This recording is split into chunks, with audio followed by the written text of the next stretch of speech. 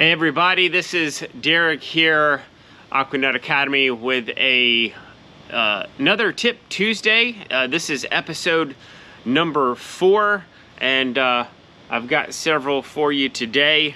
Today I've actually took the time to write down who the tips came from. I am going to be going over the tips and taking the names. I'm going to throw the names out there, and then I'm going to put my own spin on it. So for the people that have been so kind as to submit tips and tricks and those kind of things to make this smooth better for everybody, I am going to put my own spin on it, and it's going to be good. So hope everybody is having a good day, and I am in the process of trying to make sure that I can see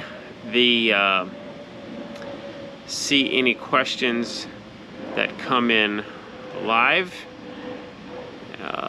Here we go. Maybe I will. Maybe I will. Maybe I won't. Who knows? But we are here, and that's all that matters. So, tip number 1 comes from Suzanne. This is for if you have a pool cleaner, whether you have a robot or you have a pressure side cleaner, have an extra bag for it or an extra set of filters. And what this is going to do for you is when you pull your cleaner out of the pool, you're gonna have a bag full of wet debris in there.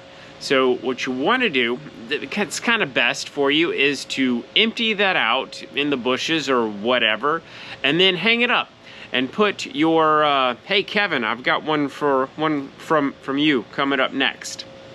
Welcome, Kevin. So and then hang it up next to your pump and filter, and let it dry. Put your secondary one on your cleaner and let that one run for the week. Do the same thing if you have a robot and you have filters that you insert into your robot. It just makes it easier for you and makes the filter last longer. Hey, Pool Girl of the Year is watching. Hey, Kristen.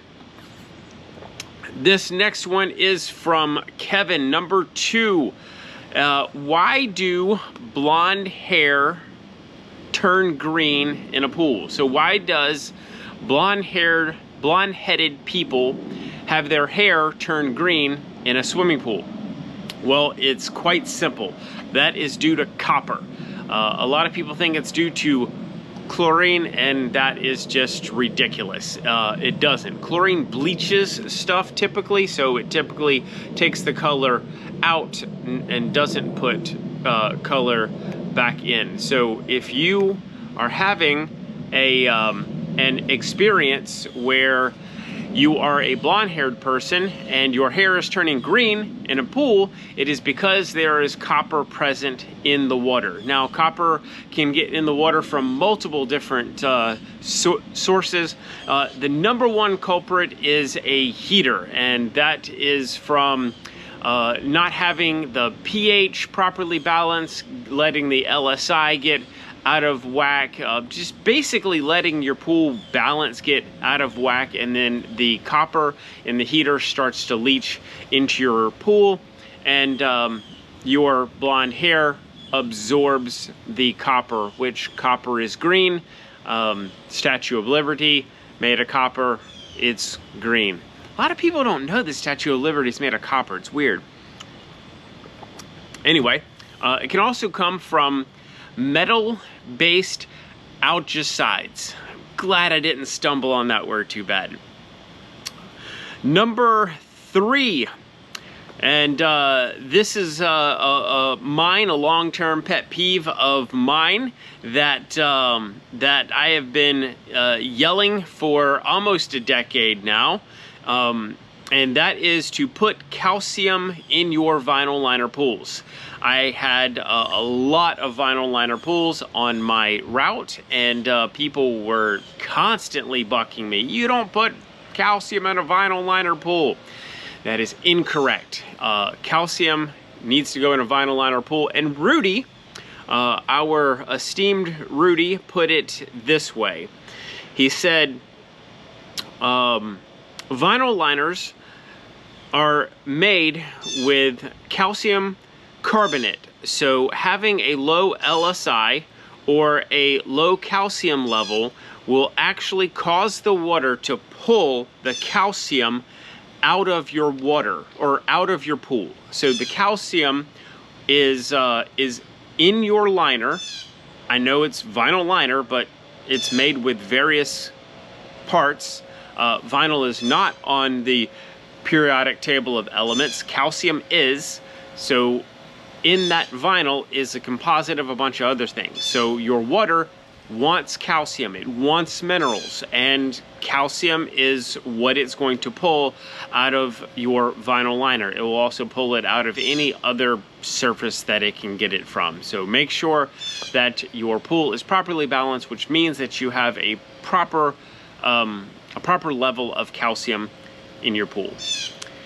Number 4 comes from Amy, and this is one that is a little bit contested in the DIYers space, but I'm gonna give it to you, and hopefully you can just take it and absorb it and understand that neither myself or Amy means this in a mean or harsh way. And if you can stick around through with this one and the next one, I've got a bonus at the end of this video for you that I want to give, that is pretty much not swimming pool related, but it will help you.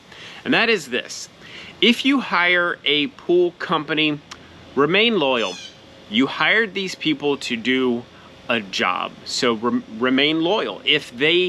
Unless they give you a really good reason not to be.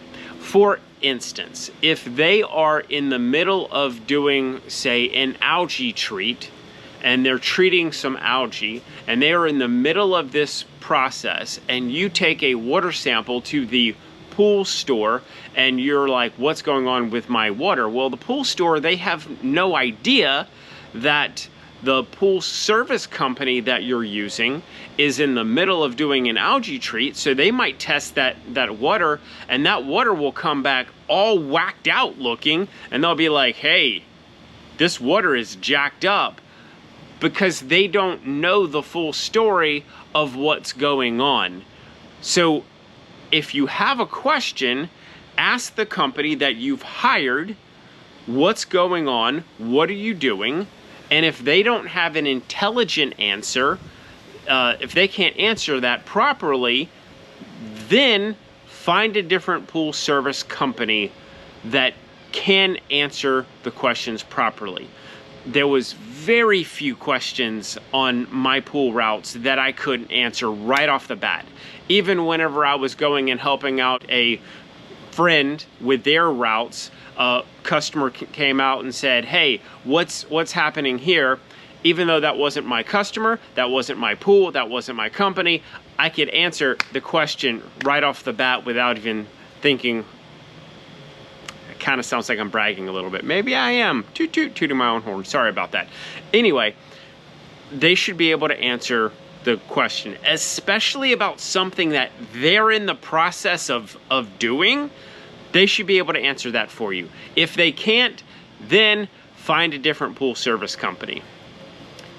But remain loyal if you're not having a problem. I hope that didn't sound weird. Anyway, on to the next one. Number 5. This one comes from Heather, and this is a good one. Learn the names of your equipment. It is a filter. It is not a big black egg. It is a pump, not that whirly thingy. It is a skimmer basket, not a filter. So just learn the names of your equipment, all the stuff around your pool. If you have questions, grab your phone, take a picture of it, post it in the Facebook group, and somebody will answer the question. Just say, hey, I've got this right here. What is it called? Just, I would like to know what the name of it. Sometimes we can even give you the make and model of it just right off the picture, and you will be wiser for it. And last but not least, thank you for everybody that has stuck around to the end of this video. If you are watching this on YouTube, please go and hit the subscribe button, hit the bell. Whether you are watching it on Facebook Live or whether you are watching it on YouTube in the recorded comments,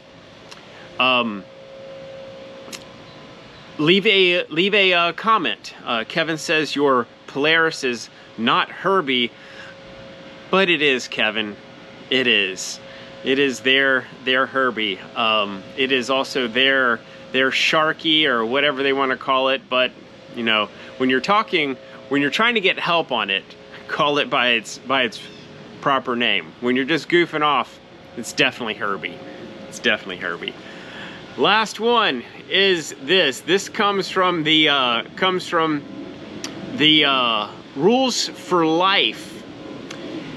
If you mess up, and you will, it is not your parents' fault. So don't whine about your mistakes. Instead, learn from them. This is whether you are talking about your pool, your occupation, or whatever it is in life. Learn from your mistakes and don't whine about it. It's not, ooh, I almost got political there. It's not your parents' fault. So instead of trying to go out and save the rainforest from the parasites of your parents' generation, stumbled on that word, instead learn from your own mistakes and clean up after yourself, as far as pools go and everything else. Thank you for watching. Thank you for staying till the end. Please hit the subscribe, leave a comment, hit the like button, and if you have more tips or questions, please leave them in the comments. That helps YouTube and Facebook algorithm promote this video and get this out to more people's beautiful faces. Thank you very much, and I will see you next week. Ta-da!